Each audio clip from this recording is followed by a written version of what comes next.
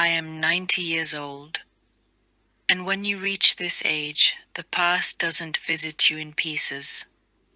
It comes back in seasons. This evening feels like late October in Illinois. The sky is painted in soft amber, and the maple tree outside my living room window is letting go of its last leaves. They fall slowly, without resistance.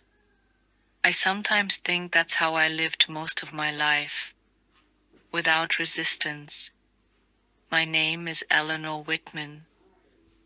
I live alone now in a small house outside Chicago. It's quiet here. Not the peaceful kind of quiet people imagine when they talk about retirement, but the kind that allows old memories to speak clearly. I wasn't always alone. Once I was a wife who believed that love meant giving everything. Before I tell you my story, I want to leave you with 5 quiet truths I learned through life, not through theory, but through pain and experience. Do not lose yourself trying to be strong for everyone. Do not trade your peace for emotional approval. Do not confuse being needed with being valued. Do not silence your voice just to keep others comfortable. This is not advice. This is my life. I met Daniel when I was 21. He had ambition in his voice. He talked about building something of his own. A business, a future, a legacy.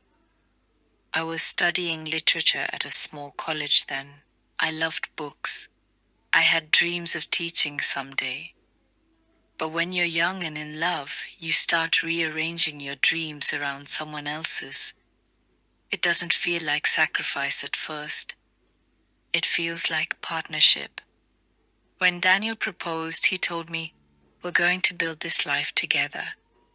And I believed together meant equal. So I left school. It seemed practical at the time. His job opportunity was in another state. Long distance didn't make sense. Finishing my degree felt less urgent than supporting his new start. I told myself education could wait. What I didn't realize was that waiting slowly turns into forgetting. I became very good at shaping myself around his needs. When he worked late, I kept dinner warm. When he felt stressed, I stayed calm. When money was tight, I stretched it quietly. I didn't resent it. In fact, I was proud of it, because I had grown up believing that a good wife holds everything together without complaint. And Daniel appreciated it, at least in the beginning. He would say, "I couldn't do this without you." Those words were enough to keep me going.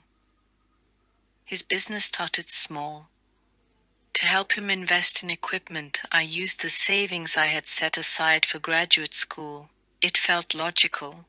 If his company succeeded, we both succeeded. That's what marriage meant to me. I sold a bracelet my mother had given me. It was the only piece of jewelry I truly cherished. I remember holding it one last time before placing it in a velvet pouch at the jeweler's counter. I told myself it was temporary. Temporary has a way of becoming permanent. As the years passed, Daniel grew more successful. We moved into a larger home. We had 2 sons, Andrew and Caleb. Motherhood filled me completely, and I poured myself into it the same way I had poured myself into marriage. Lunches packed carefully, homework supervised, soccer practices attended in freezing Midwest winds. If Daniel missed dinner, I made excuses for him. "He's working hard for us," I'd tell the boys, and it was true. But slowly, his long hours stopped feeling like ambition and started feeling like distance. It was gradual, like paint fading in sunlight. Daniel stopped sharing details about his day, and his phone was always face down. Business trips became more frequent. At first, I dismissed the unease I felt. Doubt seemed ungrateful. After all, hadn't I chosen this life? Hadn't I insisted on being his biggest supporter? But support without boundaries slowly teaches someone that you will tolerate anything. One evening, when the boys were still young, Daniel came home later than usual. I was in the kitchen cleaning up. I remembered the hum of the refrigerator and the ticking clock. When he walked past me, I noticed a perfume that wasn't mine.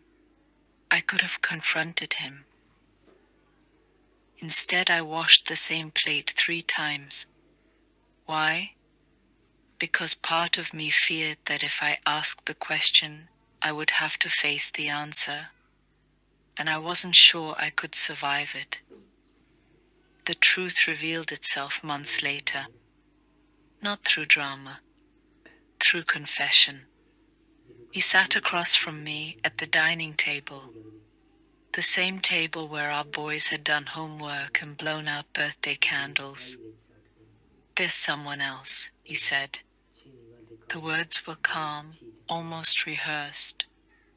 I remember studying his face, searching for the man I had built my life around. "What did I do wrong?" I asked. It wasn't the right question, but it was the honest one. He didn't say I had done anything wrong. He said he had changed. I think what he meant was that he had grown accustomed to being supported without ever being challenged. And I had helped create that dynamic, not intentionally, but consistently. The divorce followed quickly. Legal papers where wedding vows once stood. I was 39. Grief didn't have the luxury of taking center stage. Responsibility did. I found work at a local diner, early shifts, coffee refills, smiling at strangers who didn't know my life had just fractured. In the evenings, I cleaned office buildings. The smell of industrial cleaner and the sound of vacuum machines became familiar companions. Why didn't I fall apart? Because Andrew and Caleb were watching. I didn't want their understanding of love to be shaped by bitterness. So I showed them resilience instead. There were nights I cried quietly in the bathroom, not because I missed Daniel, but because I finally understood something painful. I had given everything in marriage, and still it hadn't been enough. And that realization forces you to question your worth. Time moves faster when you're busy surviving. Before I knew it, my boys were men. Andrew pursued a career opportunity in Toronto. Caleb accepted a position in Sydney. I encouraged them both to go. I didn't want them limited by geography the way I had limited myself by fear. They promised to call often, but adulthood is demanding, careers grow, marriages form, children arrive. Phone calls become scheduled, then postponed, then forgotten. I told myself this was natural, but some evenings I find myself staring at my phone longer than I should, not because I need them financially, but because a mother's heart doesn't retire when her children move away. I am 90 years old. I pay my own bills. I manage my own home. I cook when I want to. I rest when I need to. If I had to spend the next 40 years alone, I could. Not because I stopped loving, but because I finally learned not to abandon myself in the process. When I look at old photographs now, I feel compassion. She loved sincerely. She believed devotion would guarantee loyalty. She didn't yet understand that love given without self-respect quietly teaches others to overlook you. True love includes your own dignity. your own boundaries, your own dreams.